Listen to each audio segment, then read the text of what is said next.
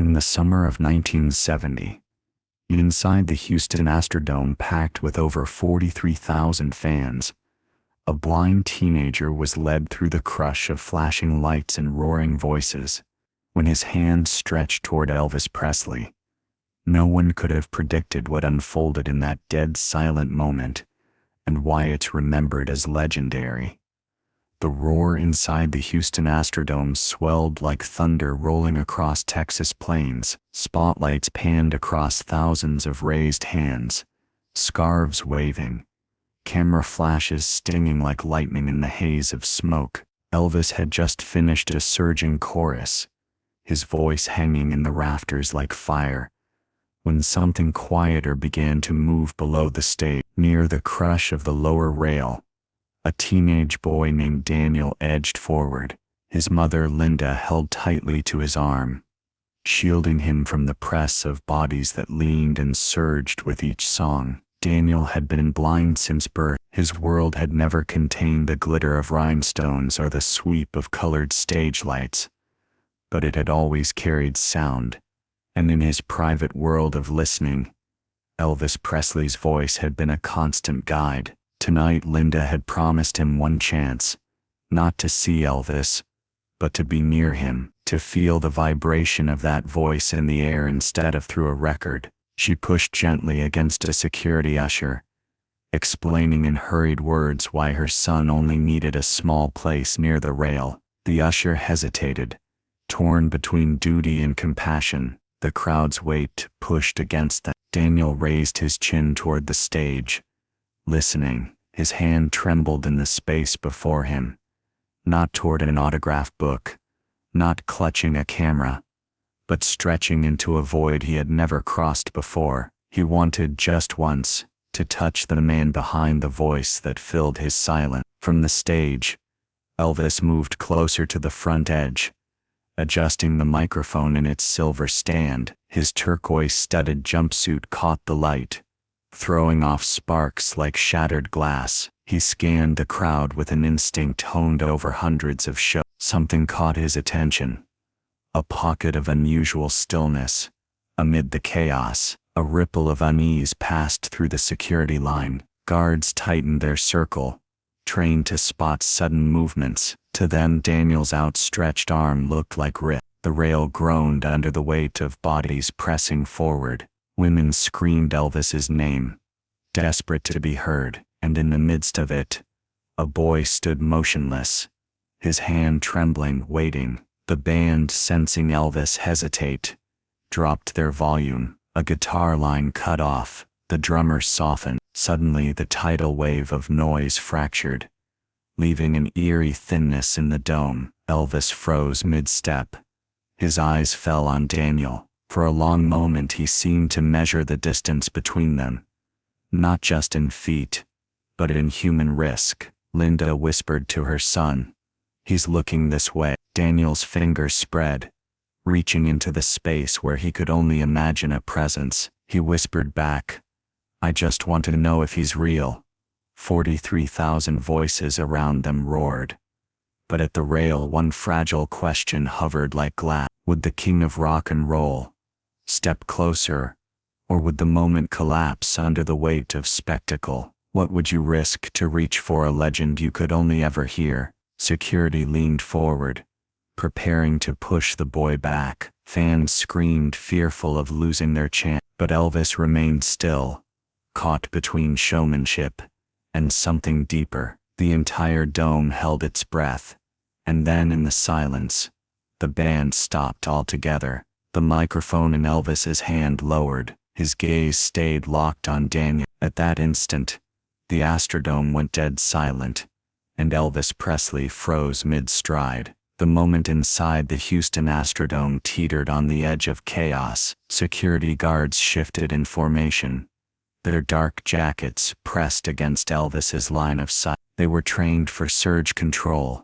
for fans who climbed barriers, for the dangerous crush of bodies that could snap bones in seconds. To them, the trembling hand of a teenage boy at the rail was not innocence.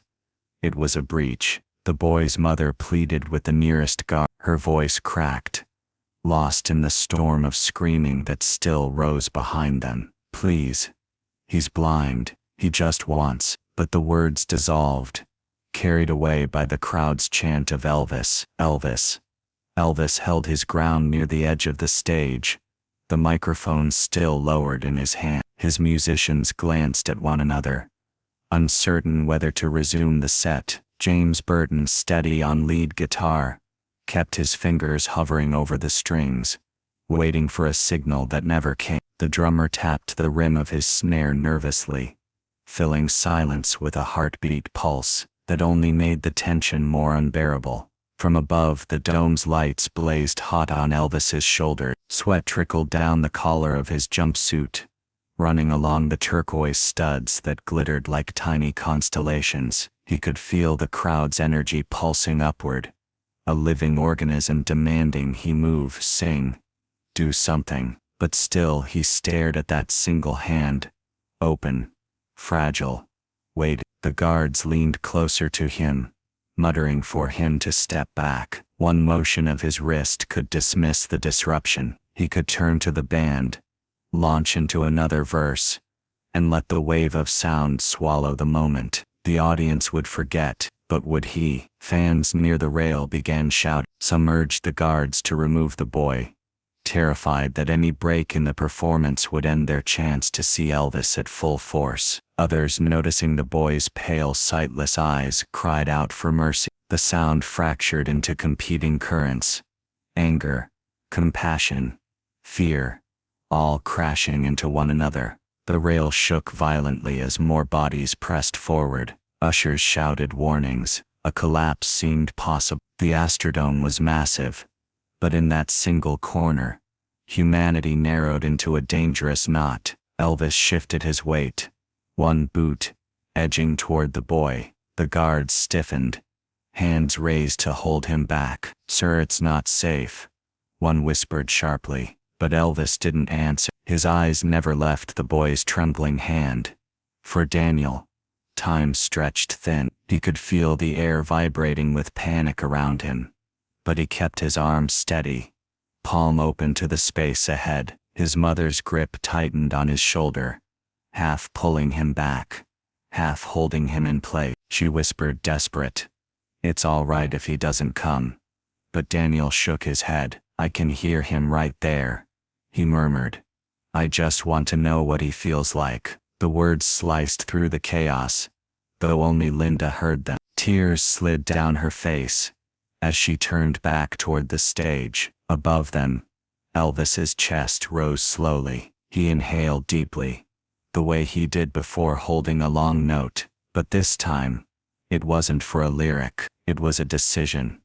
How often do we miss the quietest cry in the loudest room? The Astrodome's sound collapsed into fragments. A single child sobbing, a flashbulb exploding, the faint scrape of a microphone cord across the stage. Every detail sharpened into unbearable clarity. Elvis's hand flexed at his side. For one breath it seemed he might turn away, retreat to the safety of distance. The guards waited for the order. But then, in deliberate silence, he shifted forward again.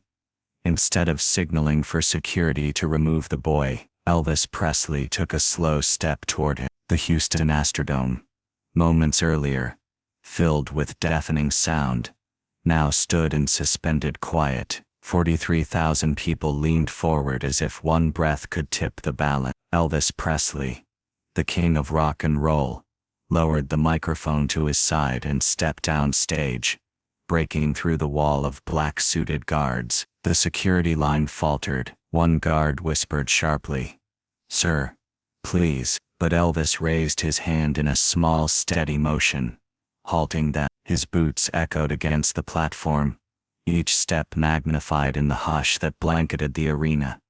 At the rail, Daniel's hand still reached upward. The boy's face was tilted toward the heat of the lights, blank eyes unfocused, but his posture unyielding. His mother, clutching his shoulders, could barely breathe. Elvis reached the edge, and then without ceremony, he bent his knees. The crowd gasped audibly. The king knelt, Gasps rippled through the lower rows. Mothers covered their mouths. Men shifted hats against their chests. Cameras froze, uncertain whether to click in reverence or awe. Elvis leaned forward, brushing past the barrier of arms around him. Slowly, carefully, he took Daniel's hand into his own. The boy's fingers trembled, exploring not paper or cloth but flesh and warmth. Then Elvis guided that hand upward. He bowed his head slightly, letting the boy's palm graze the line of his jaw. Daniel's fingertips traced the curve of sideburns damp with sweat, the square of his chin, the edge of a collar soaked through from the stage light. 43,000 people went dead still. No guitar, no drum, no shout, just the sound of a boy breathing, feeling for the face he had only ever imagined. Elvis did not rush him. He knelt, motionless, allowing Daniel's fingers to wander as long as they wished. It was not performance. It was permission. Seconds stretched into a full minute. In the silence, some wept openly. A woman fainted in the third row. A cowboy removed his Stetson and held it across his heart. Finally, Elvis lifted the microphone, still kneeling, and spoke softly into the hush. "He sees me better than any of you." The words detonated like a revelation. Applause exploded, wave after wave crashing against the dome, until the structure itself seemed to shake. People sobbed.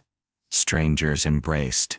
The noise was thunder and rain at once. Daniel's mother collapsed into tears, clutching her son as he smiled faintly, still holding Elvis's hand. Elvis rose slowly, guiding Daniel's arm back to the rail. He gave a final squeeze, then returned to center stage. The band, stunned, hesitated before resuming. When they did, Elvis sang, not with spectacle, but with cracked human gravity. Each lyric carried the weight of what had just passed between one boy and one man. That single choice shifted the night into something larger than music. The lights dimmed, and for a moment, the vast Astrodome felt like it was holding its breath. The sound of 20,000 voices fell into an almost reverent hush. Then the spotlight cut through the shadows, and there he was, Elvis Presley, dressed in a gleaming white jumpsuit stitched with rhinestones that caught the light like 1,000 tiny suns. The crowd erupted, a thunderous roar that shook the very bones of the stadium. Elvis stepped forward, with the confidence of a man who knew he had the room in the palm of his hand. He gave a brief smile, just enough to let the audience know he was savoring the moment, then reached for the microphone. His voice, deep and commanding even before the first note, carried with it a gravity that quieted the chaos once more. The band struck the opening chords of All Shook Up. The rhythm rolled out like a wave, and instantly, Elvis transformed. Gone was the calm figure walking the stage. In his place stood a performer electrified by the music itself. His body moved with instinctive precision, hips snapping, legs bouncing, shoulders rolling in time with every beat. Fans shrieked with recognition, their hands shooting upward, some clutching signs, others waving scarves in desperate attempts to catch his attention. From the very first song, the energy was impossible to contain. Elvis leaned into the microphone, voice cutting through the noise with a richness no sound system could tame. Each lyric seemed to leap directly into the ears of his listener. He wasn't just singing, he was commanding, weaving his audience into the performance, as if each person were part of the rhythm itself. Then came Love Me Tender. The shift was immediate. The playful swagger melted into something softer, more vulnerable. Elvis reached out to the crowd, not with showmanship this time, but with intimacy. His eyes scanned the faces before him, as though the words were a promise he was making to each person individually. Fans clutched their hearts, some overcome with tears, as his voice wrapped the stadium in warmth. For those few minutes, it was no longer a concert in a massive dome. It was a quiet room, with Elvis singing just for them. But Elvis was a master of momentum. No sooner had the last note of Love Me Tender faded than he pivoted into the explosive opening of Hound Dog. The band drove the tempo hard, and Elvis attacked the stage like a man possessed. He dropped to one knee, spun the microphone stand, and belted the lyrics with a rawness that defied the polished rhinestones of his outfit. The crowd roared louder than the amplifiers, and the Astrodome shook as if it could barely contain the frenzy. Every movement, every glance, every note was deliberate, yet felt spontaneous. That was Elvis's true genius, making a spectacle of colossal scale feel alive, unpredictable, and immediate. He wasn't just repeating a set list. He was breathing life into each song as though it were being created in that exact moment. By the time he reached Suspicious Minds, the performance had become a tidal wave of energy. Elvis leaned back, sweat glistening on his brow, the jumpsuit now clinging to him, as though the music itself refused to let go. His voice soared above the instruments, stretching every note to its breaking point before snapping back into rhythm with flawless timing. The audience screamed the lyrics back to him, a chorus of thousands feeding his fire. And then, silence. The song ended abruptly, Elvis striking a pose as the final chord rang out. The band froze, the crowd frozen with it. For half a heartbeat, no one breathed. Then the dome erupted into an explosion of cheers, whistles and stomping feet. The performance wasn't over, but this chapter of it, this wave of sound and spectacle, had left everyone gasping for more. The moment Elvis struck his final pose, the Astrodome shook under the weight of pure human energy. The audience leapt to their feet as one, a sea of movement that rippled from the front row all the way to the furthest bleacher. It was as if the very air had caught fire, charged with the force of 20,000 hearts beating in unison. The cheers poured out like thunder, echoing against the high dome, until it seemed the sound might split the stadium wide open. Fans pressed forward, arms stretched desperately toward the stage. Some waved programs and ticket stubs, hoping he might glance their way. Others clutched small Polaroid cameras, praying to capture just a sliver of his presence to keep forever. A group of teenage girls near the front burst into tears, their cries almost drowning out the music still vibrating faintly through the speakers. Yet their sobs were not of sorrow. They were the wild, uncontrollable release of emotions too powerful to contain. Across the aisles, grown men who had walked in stoic and reserved, now found themselves shouting Elvis's name, pumping fists into the air as though carried back to their own youth. Parents lifted their children onto their shoulders, wanting them to see, to feel, to remember that they had been part of this night. The crowd was not divided by age or background. In that moment, everyone was bound by the same spell. The reactions were not only loud but deeply personal. Some fans clasped their hands together as if in prayer, their eyes shining with devotion. Others leaned on friends, laughing in disbelief at the sheer force of what they had witnessed. For many it felt less like a concert and more like a revelation, something spiritual that would never leave them. Security guards at the stage's edge braced themselves, but even they couldn't resist stealing glances at the king. A few grinned despite their stern duties, unable to deny the electricity flooding the dome. Reporters scribbled frantically into their notepads, knowing they were tasked with capturing the indescribable. Yet words seemed small compared to the roar that refused to die down. Elvis, standing tall with the microphone still in hand, let the sound wash over him. He gave a small bow, the sweat on his brow glistening under the harsh white lights. The crowd's response wasn't just noise.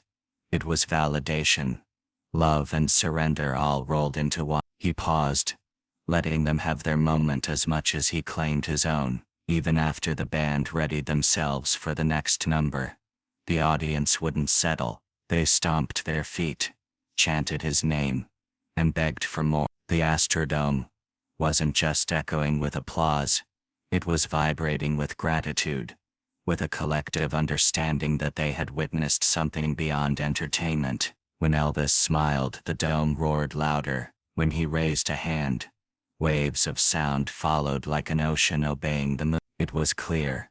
This was not just a performance, it was a communion between artist and audience, etched into memory with every scream, every tear, every heartbeat. Even in the vast immensity of the Astrodome, Elvis had a way of shrinking the distance. Though tens of thousands filled the seats, many swore later that he looked directly at them, as if the entire show had been meant for one pair of eyes. That was the secret to his power, making the unimaginable scale feel intimate, personal and undeniably real. As the cheers rolled like waves, Elvis leaned into the microphone. With a grin that cut through the frenzy, he cracked a playful joke about the size of the dome, his southern drawl wrapping around the words with warmth. The crowd roared with laughter, not because the line was particularly clever, but because it was Elvis who said it. With just a few words he had dissolved the wall between stage and seats. Between songs he didn't rush. He let the silence breathe, walking slowly across the stage, nodding at the signs fans had spent days painting. When a woman in the front held up a scarf, he knelt, took it gently, and draped it over his shoulders before tossing it back. She clutched it like a holy relic, her face streaked with tears of disbelief. That single gesture bound her to the memory forever. Elvis's connection went beyond physical tokens. It lived in the way he sang during Can't Help Falling in Love. His voice softened into something fragile, almost trembling. The dome, moments before a storm of cheers, quieted to a hush so complete that the faint echo of his breath carried across the space. Couples leaned into one another, hands entwined, as though Elvis were officiating a vow spoken through melody. Even his movements were conversation, a tilt of his head, a snap of his fingers, the iconic swing of his hips. Each was a phrase. The audience understood. He could raise an eyebrow, and 20,000 people would erupt as if privy to an inside joke. The stage wasn't just his workplace. It was an extension of himself, and every glance or step was a language only he could speak fluently. For Elvis, this wasn't about spectacle alone. It was about communion. He gave pieces of himself freely, and the audience returned their devotion tenfold. That cycle, his gift, their response, fed the night until it felt less like a concert and more like a shared heartbeat, echoing under the steel dome. Years after February 28, 1970, the night at the Houston Astrodome became more than a concert.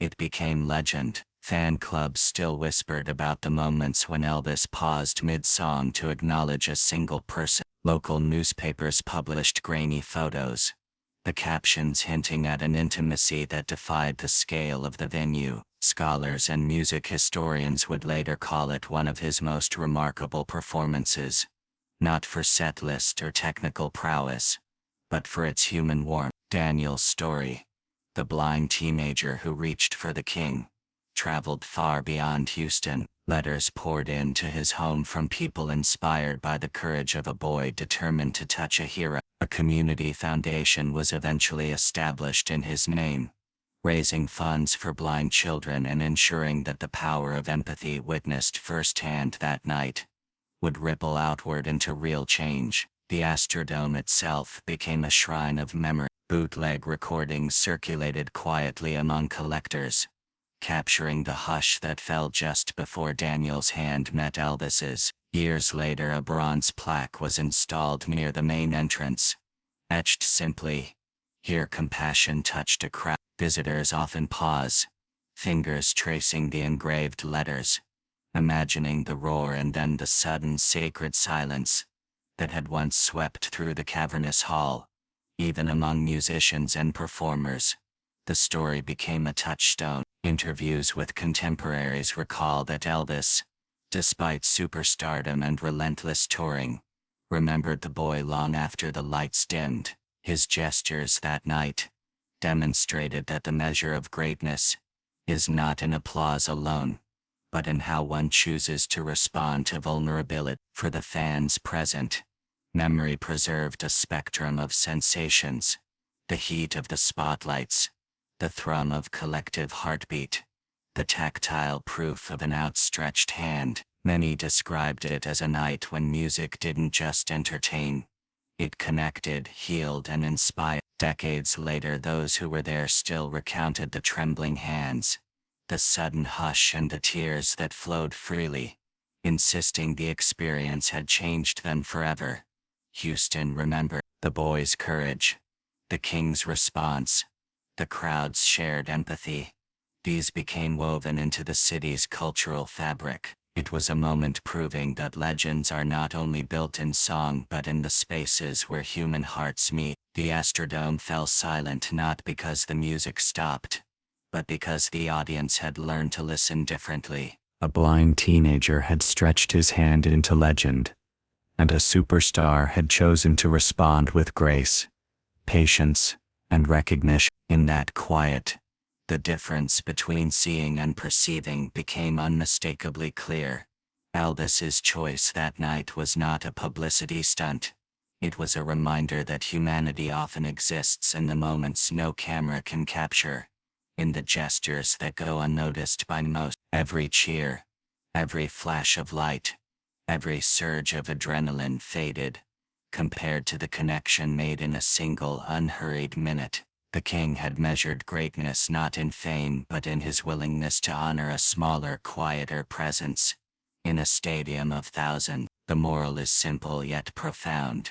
Sometimes the bravest acts happen not on stage, but in the spaces between spectacle and silence. Daniel, guided by his mother through the roaring crowd, had shown courage, persistence, and vulnerability. Elvis had shown attention, kindness, and respect. Together, their brief interaction reminded all present that empathy can transcend barriers of sight, sound, and expectation.